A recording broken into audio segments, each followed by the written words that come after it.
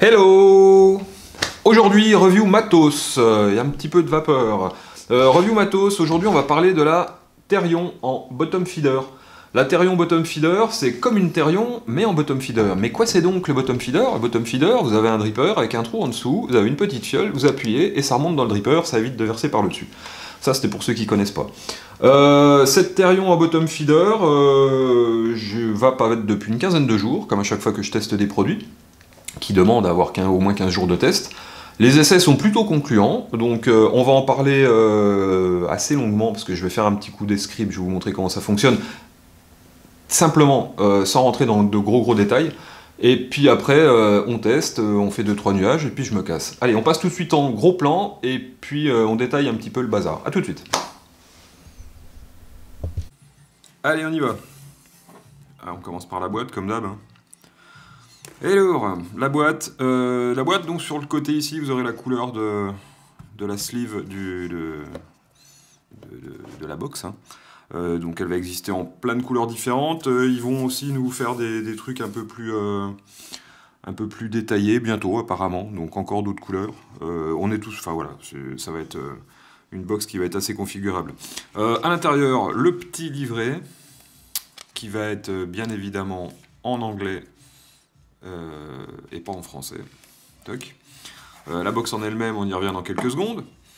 À l'intérieur, on va déjà virer ça, comme ça on n'en parlera plus. À l'intérieur, on va avoir ce petit pack avec toutes les petites pièces de rechange.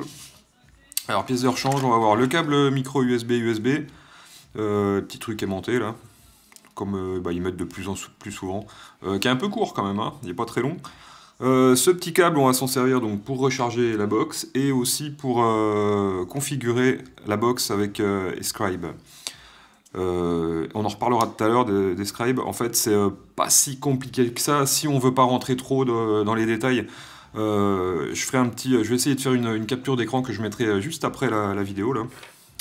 Puis vous verrez qu'en fait, c'est pas si compliqué que ça. On va avoir un petit tournevis, bah ouais, parce qu'en fait, on va pas avoir que la box, on va avoir un dripper aussi qui est au fond.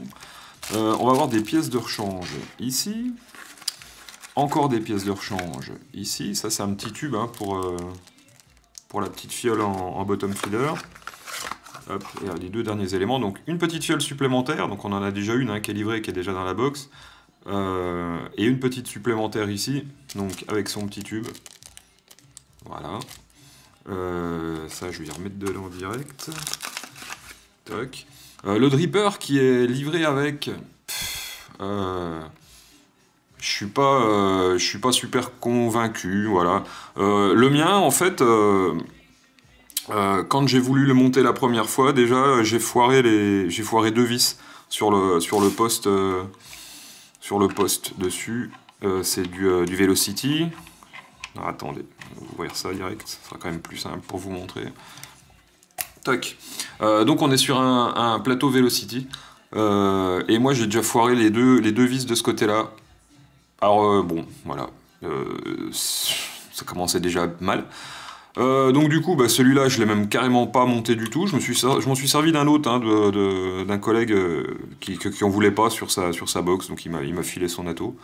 Je m'en suis servi un petit peu en single coil, en dual je suis pas fan, donc en single j'avais été obligé de boucher un petit peu, pas boucher un petit peu, boucher le trou là, pour pas avoir d'arrivée d'air dessous. Bon voilà, ça reste un dripper qui va faire son boulot, hein, si vous voulez vous servir que de celui-là, bien sûr il fonctionnera, il va faire son job, mais moi j'ai préféré mettre autre chose que ce dripper, parce que j'en suis pas fan, voilà tout simplement. On va pouvoir sur ce dripper virer le drip type propriétaire qui est là. Enfin, c'est pas un drip type propriétaire, justement. Quand il est mis comme ça, on est sur un drip type classique, hein, qu'on va pouvoir tirer comme ça et mettre un autre classique. Et si on veut mettre un drip type un peu plus large, donc on vire celui-là, et puis on va venir mettre celui qui est à l'intérieur ici, qui est juste vissé. Donc on va pouvoir mettre un truc un peu plus large. Voilà, on s'en tape un peu de ce truc. Voilà, on va pouvoir le mettre comme ça. Et on va se retrouver avec un drip type un peu plus large. Même pas. Si, à l'intérieur quand même. On voit l'intérieur ici et l'intérieur là qui est beaucoup plus large. Bon, bref. Pas fan de ce dripper. Voilà. Après, chacun Chacun fait comme il veut. Moi, je sais que c'est pas ma cam. Bon, on va détailler un peu la box plutôt. Ça sera quand même plus sympa, parce qu'on est quand même venu pour parler de ça.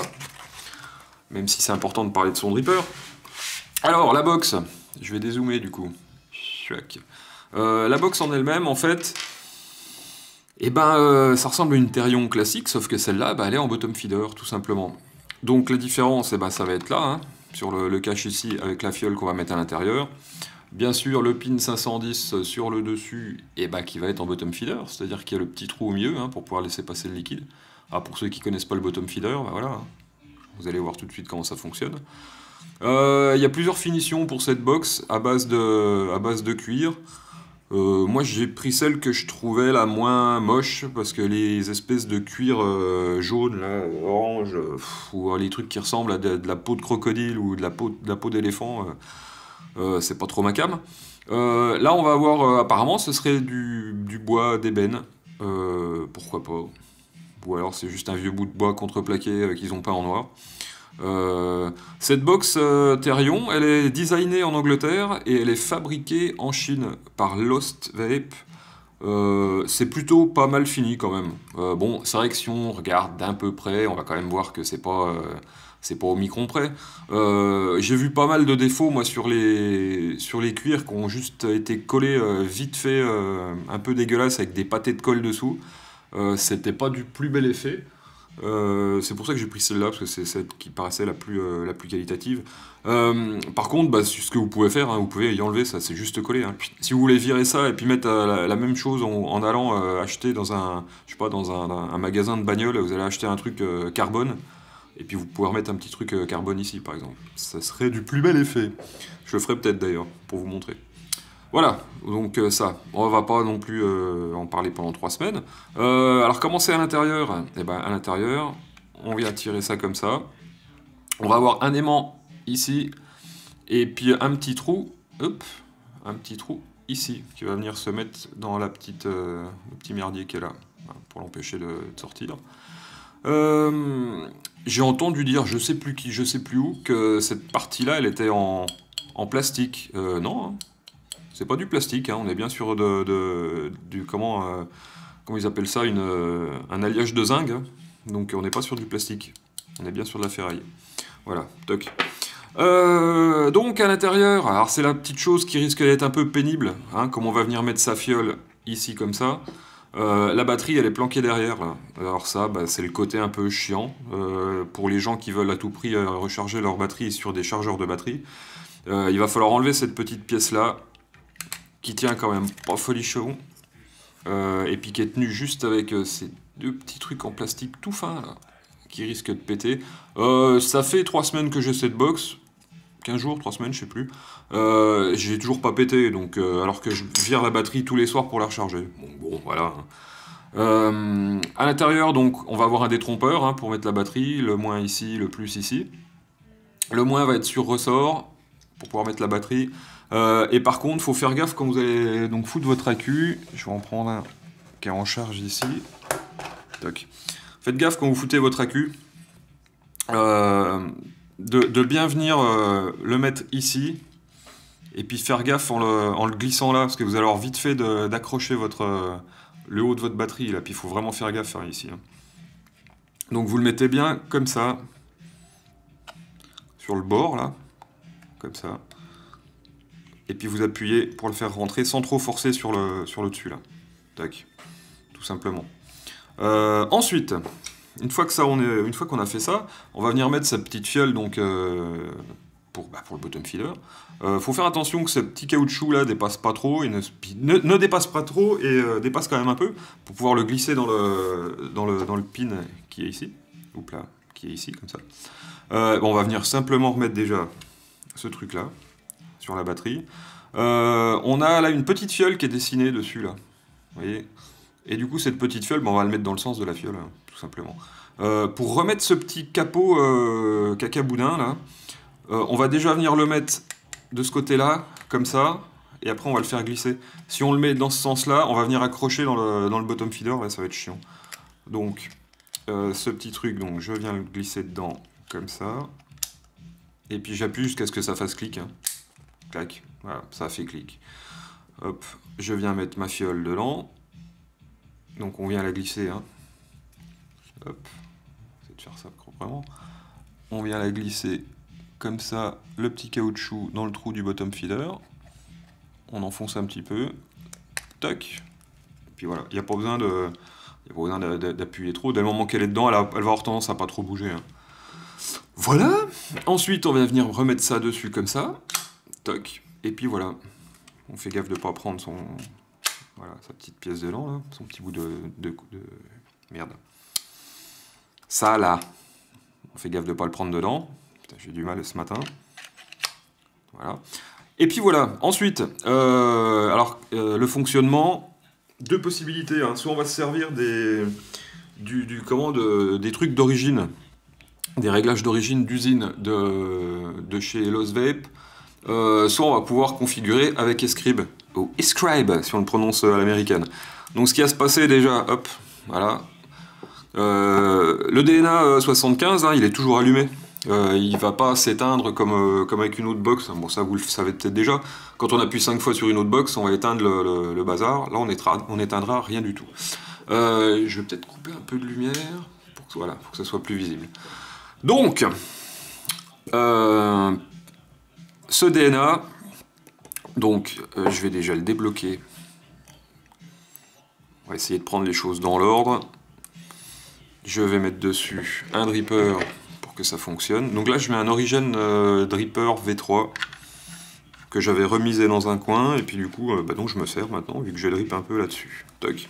Alors, avec ce DNA 75, donc avec ça, on monte la puissance. Avec ça, on baisse la puissance. Avec ça, on vapote. Voilà. Sur l'écran, donc on va avoir le niveau de la batterie ici, normal. Ici au-dessus, la valeur résistive de votre atto. En dessous, la température quand on est en contrôle de température. Et en dessous, là, il y a le petit KA. KA comme Cantal, par exemple. On va pas retrouver ça forcément sur tous les DNA 75. Le KA qui est ici, c'est un réglage qui a été fait en usine par Lost Vape. Et du coup, si vous prenez par exemple une autre box avec un DNA 75, ça se trouve ici, vous aurez l'ampérage, ou alors vous aurez enfin, plein d'informations différentes qu'on va pouvoir régler avec Escribe. Moi, je trouve ça bien qu'un réglage comme ça, en fait, on puisse savoir directement, on sache exactement où on en est. Là, on sait qu'on est en KA, on est en Cantal, point barre. Voilà. Quand on veut après rentrer dans les menus de personnalisation de cette box, on va en avoir 8 possibles. Je me rappelle plus exactement combien ils en ont mis là dans le chipset. Mais on va pouvoir donc se mettre sur les pré-réglages. Donc on va venir la bloquer. Donc là je descends mes watts. Hein. On va venir la bloquer en appuyant sur ces deux boutons là en même temps. Donc là on va bloquer, ça va nous le mettre. Hein. Tac. Là on est bloqué. Quand on est en position bloquée comme ça, du coup on peut plus monter la puissance ni la descendre, on est bien d'accord. Par contre si j'appuie 2 fois sur le bouton plus, voilà, on va rentrer dans le mode pré-réglage. Donc le premier pré-réglage d'usine de chez Lost Vape, là ils nous ont mis Cantal. Le deuxième ils nous ont mis Nickel 200, SS 316. Titanium, SS 304, 316L, SS 430. Voilà, ils nous ont mis plein de trucs. Hein. On peut mettre aussi du preheat pour le contrôle de température. Et puis là je reviens à mon mode Cantal. Donc si je choisis mon mode Cantal, je valide et ça me met ce que j'avais tout à l'heure parce que j'étais là-dessus. Si admettons je veux retourner dedans et me mettre en nickel, toc, et ça va me mettre le réglage en nickel d'usine de chez Lost Vape. C'est-à-dire 425 Fahrenheit. On a le ENI en bas qui s'inscrit donc pour nous dire nickel. Et puis le réglage de leur truc là il est à 55 watts, voilà, tout simplement. Voilà, ça c'est pour les trucs pré-réglés dedans. Alors, encore une fois, pour cette box-là, hein, pour une autre box avec le même chipset, on n'aura pas forcément le même écran d'affichage. On verra tout à l'heure sur Escribe. Voilà, donc moi, comme je suis en Cantal, je me mets sur Cantal. Bim, comme ça. On va pouvoir faire plein d'autres choses hein, une fois qu'on est réglé là-dessus. On va pouvoir, si je bloque ici, si je lock comme ça, et puis que j'appuie sur ces deux boutons-là en même temps, on est en mode normal ou en mode self, c'est-à-dire sans écran allumé. Donc du coup, voilà. Si je redébloque en cliquant 5 fois, je vapote, j'ai rien qui s'inscrit ici, et on ne peut plus, on peut pas changer la valeur résistive. Je reviens en Cantal quand même, c'est pas plus mal. Toc. Donc si je veux débloquer ce mode self, là, si je veux me remettre en mode classique, je relock. Voilà. Je appuie sur le bouton, j'attends que ça se remette en mode normal, et je retourne en mode normal. En mode bloqué comme ça des deux côtés, je peux aussi venir verrouiller ma résistance quand je suis en mode contrôle de température par exemple, en appuyant sur ce bouton là et ce bouton là. Toc, j'attends et ça vient de me locker les ohms ici. Ça c'est important quand vous allez être en mode contrôle de température. C'est sûr qu'en Cantal là ça va pas servir à grand chose. Mais bon, toc, je déloque. Voilà. Il n'est pas si compliqué que ça d'utilisation ce DNA 75. Moi j'ai été un petit peu échaudé il y a quelques années avec le DNA 40, les premières versions qui étaient carrément merdiques. J'ai pas été fan au début à la sortie du DNA 200 que je trouvais un peu casse-couille aussi. Là du coup ce DNA 75 il est assez simple d'utilisation, il a l'air de tenir à peu près ses promesses. Alors moi je vais rarement au-dessus de 35 watts donc je vais pas vous dire s'il donne 75 watts. Avec Escribe on va pouvoir mettre des courbes, savoir exactement ce qu'on envoie. En ampérage, en wattage, enfin tout est vraiment configurable. C'est la partie un petit peu compliquée des scribes, c'est la partie dont je vais pas vous parler en fait. Nous on va juste s'occuper du réglage et puis de l'ergonomie de l'écran. Voilà, tout simplement. Voilà, il n'y a pas à tortiller du cul 3 semaines non plus avec ça. Toc. Je dézoome. J'ai rien d'autre à dire moi sur ça. La plupart des gens vont s'en servir juste en mode Cantal sans faire de contrôle de température. Donc le truc réglé d'origine dedans, bah, voilà, il est assez simple. Puis il y a juste à s'en servir comme ça. Donc là je vais déloquer. Donc là ça fonctionne. Je vais vaper un coup. Voilà. On passe tout de suite en écran. Alors je vais faire une capture d'écran. Je suis un peu... c'est pas trop mon délire de faire ça. Je vais faire une capture d'écran des scribes et puis je vais essayer de vous expliquer justement les fameux réglages pour avoir un écran le plus lisible possible et le plus simple possible. C'est le cas déjà là-dessus, hein, mais on peut faire simple aussi sur d'autres plateformes, sur d'autres box pour avoir un écran aussi simple. Moi je l'ai trouvé très simple cet écran du coup, hein, avec ce petit cas là-dedans pour nous dire que c'est du Cantal. Donc si vous voulez le faire avec d'autres box, il y en a d'autres qui vont fonctionner comme ça, et ben ça peut être sympatoche. Voilà, allez, écran Escribe tout de suite, et après plan large, et après je me casse. Tout de suite. Alors, c'est parti. Donc vous allez ouvrir votre logiciel Escribe sur votre PC, sur votre Mac si vous avez un Mac. Hein. Donc sur l'écran d'arrivée comme ça, vous avez plusieurs DNA qui sont inscrits. Et du coup, soit vous choisissez, soit vous allez brancher directement votre box, comme je vais le faire tout de suite. Donc là, je vais brancher le câble micro USB à la box. Toc. Ça va me reconnaître Evolve DNA 75. Vous pouvez la renommer si vous voulez. Hein. Par exemple, si j'en ai plusieurs puis que je veux savoir que c'est Matérion, par exemple, je vais l'appeler Terion Pat et puis voilà, tout simplement, on va faire comme ça. Toc. Et puis je clique sur OK pour valider. Ça va me télécharger les paramètres qui sont dans ma box. Et puis ça va m'ouvrir la page principale, c'est-à-dire celle-là. Sur cette page principale, excusez-moi, je ferme la porte. Sur cette page principale, tout à l'heure, quand je vous ai montré les profils qui étaient préenregistrés sur la box, eh ben, le premier profil, c'était celui-là, donc le profil numéro 1, avec marqué Cantal ici. Donc du coup, ce profil, qui a été réglé d'origine en usine en Cantal, donc on a notre Cantal qui est ici, la puissance de 35 watts qui est ici, comme j'avais tout à l'heure. Le contrôle de température, comme je suis en mode Cantal, donc il est sur off, ici, on est bien d'accord. Voilà. Et si on utilise un coil à contrôle de température, on va pouvoir mettre du preheat. Ce que j'ai trouvé bien, moi, sur cet écran sur la Terion, c'est le fait qu'il y ait le petit KA. C'est vrai que je rabâche avec ça, mais je trouvais ça quand même assez sympa, le fait de pouvoir mettre quelque chose. Donc ça, on va pouvoir le configurer si on le désire, en faisant défiler les différents trucs là. Donc là, on a les thèmes, on s'en fiche. Et l'écran, en fait, voilà, l'écran, c'est ce qui va nous intéresser. L'écran, c'est ce qu'on va avoir affiché à l'écran, donc les informations qu'on aura sur l'écran de la box. Donc du coup, on va pouvoir choisir, sélectionner soit son écran en contrôle de température, soit son écran en mode Power classique. Et du coup, dans les trois petits onglets qui sont ici, celui du bas, quand je vais cliquer dessus, toc, et ben on va avoir plusieurs choses. Voilà, on va avoir soit des ohms, soit la tension, soit la température, enfin tout le bazar. Et là, on va pouvoir mettre donc profil name, tac. Donc comme il était déjà sélectionné, du coup, on était déjà là-dessus.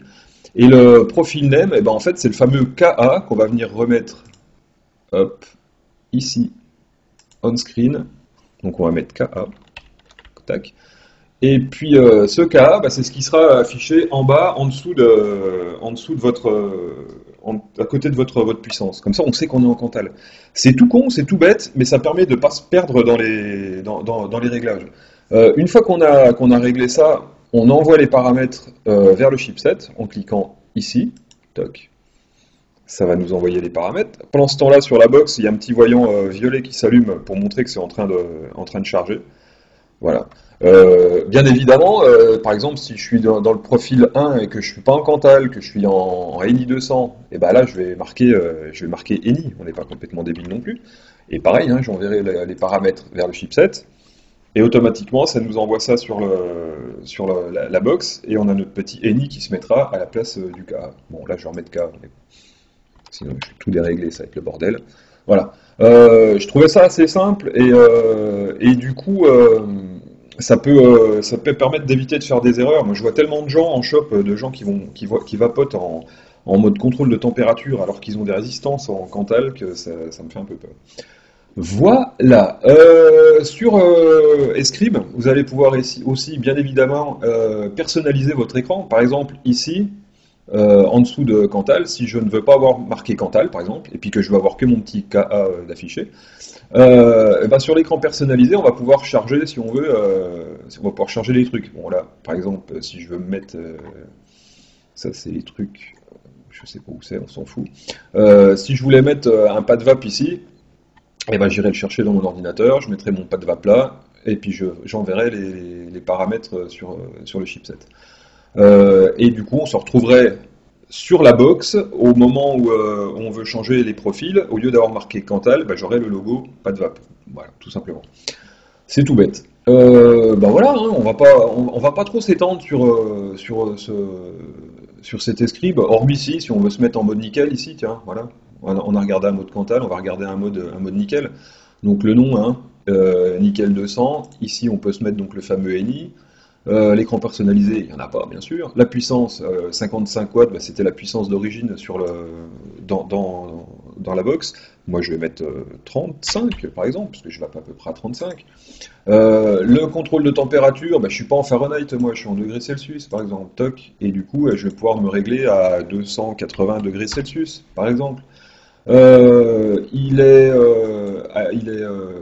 Allumé. Je ne vais pas verrouiller mes ohms. Je verrouillerai mes ohms bien évidemment une fois que j'aurai mis une résistance dessus. Je ne vais pas mettre une valeur résistive que je ne connais pas.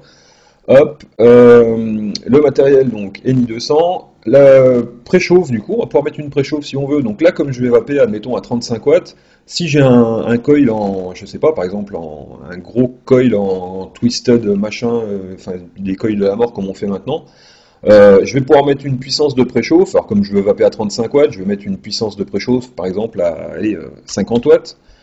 Le niveau de préchauffe, ça va être le côté couillu de l'envoi du truc, on met à peu près à moitié. Et puis la durée limite de la préchauffe, à une seconde c'est déjà bien, je pense. Hein. Vous appuyez pendant une seconde vous allez balancer 50 watts, ça va permettre de bien faire chauffer votre coil. Et hop, automatiquement après on redescendra et on se retrouvera à nos 35 watts d'origine. Bien évidemment, une fois que j'ai réglé tout ça ici, ma box est toujours branchée, j'envoie les paramètres vers le chipset. Et bien évidemment, si on ne le fait pas comme ça ne fonctionnera pas. Voilà.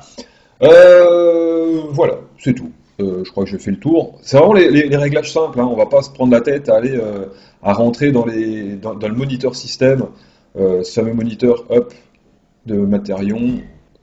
Tac, voilà. qu'on va pouvoir, avec lequel on va pouvoir regarder en direct nos paramètres. Là, par exemple, je suis en train de tirer une latte. Voilà, on sait que j'envoie 35 watts,26.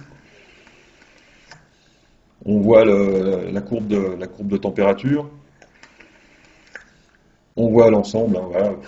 Bon, ça, là, on est vraiment dans le côté un peu plus geek des scribes. Ça n'a pas un intérêt pour moi bien particulier. Pouvoir le configurer comme il faut, c'est-à-dire avoir un écran bien lisible, avoir quelque chose qui fonctionne bien, voilà. Hein, on va se limiter à la préchauffe, on va se limiter à nos différents profils qu'on va pouvoir vraiment configurer comme on veut. Hein. Voilà, il y en a 8. Hein. Paf, voilà. Allez, je me fais pas plus long, c'était déjà pas mal comme ça. Si vous avez des questions, n'hésitez pas. C'est pas hyper compliqué, c'est pas hyper simple non plus, mais voilà, il y a juste 2-3 bricoles à savoir avec Escribe, c'est pas la peine de rentrer trop dans les détails.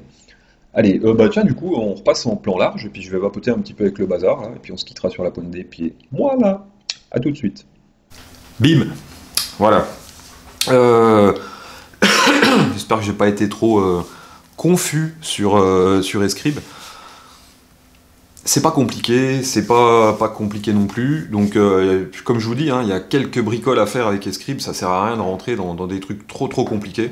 On va pouvoir en faire les 3/4 directement sur la box pour les gens qui n'ont pas envie de s'emmerder avec Escribe. Mais c'est vrai que ça peut être sympa de pouvoir configurer encore un tout petit peu plus le chipset. Alors, comment ça vape cette box? Bah, ça vape comme une bottom feeder, hein. C'est-à-dire qu'on va squonker, comme ça, pour envoyer du liquide dans le dripper. Donc là, il est déjà bien imbibé. Je vais tirer 2-3 lattes et après je vais vous remontrer en gros plan comment ça se conque. Donc là, je suis à 35 watts, je suis en Cantal, je suis à 0,63 ohms. 35 watts, ça suffit. Hein.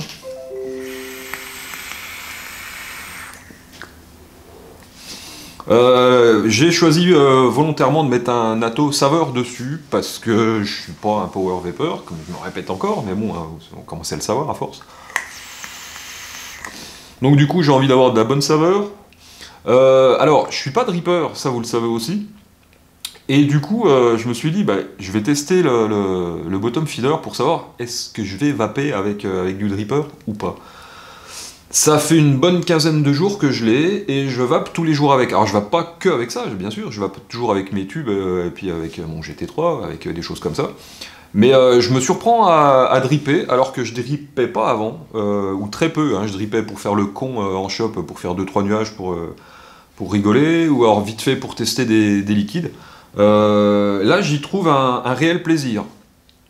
Ça me plaît pas autant que de vaper sur Atto classique, Atto tank comme je fais d'habitude. Mais je me suis quand même surpris à beaucoup vaper avec. Et du coup, bah voilà, si même moi je peux vaper sur Dripper en bottom feeder, bah tout le monde peut le faire. Hein.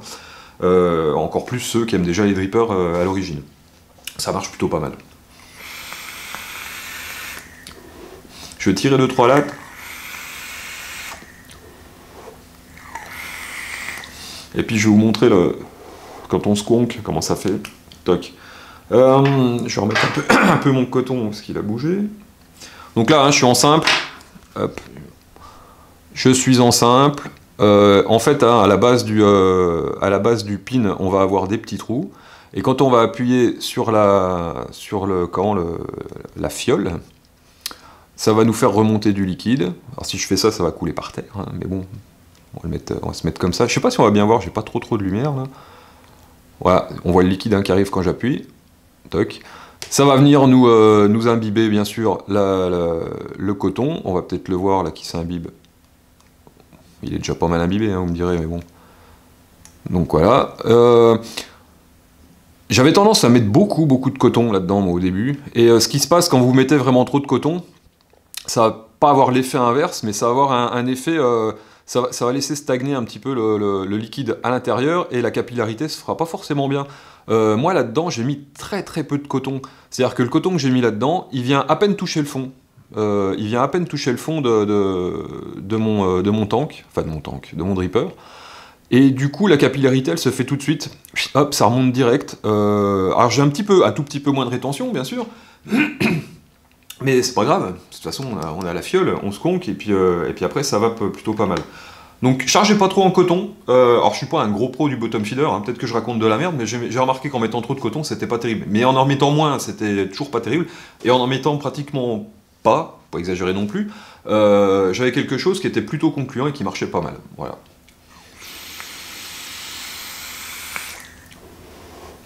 C'est une box que vous allez trouver chez les Chinois à une centaine de balles, que vous allez trouver en France entre 130 et 150 balles selon l'endroit où vous allez l'acheter, soit sur internet, soit en shop. Il va y avoir des sleeves apparemment supplémentaires que vous allez pouvoir racheter pour changer la face. Comme je vous disais tout à l'heure, si vous voulez, hein, vous pouvez virer ça et puis mettre un bout de carbone, enfin carbone, si vous avez du carbone, pourquoi pas.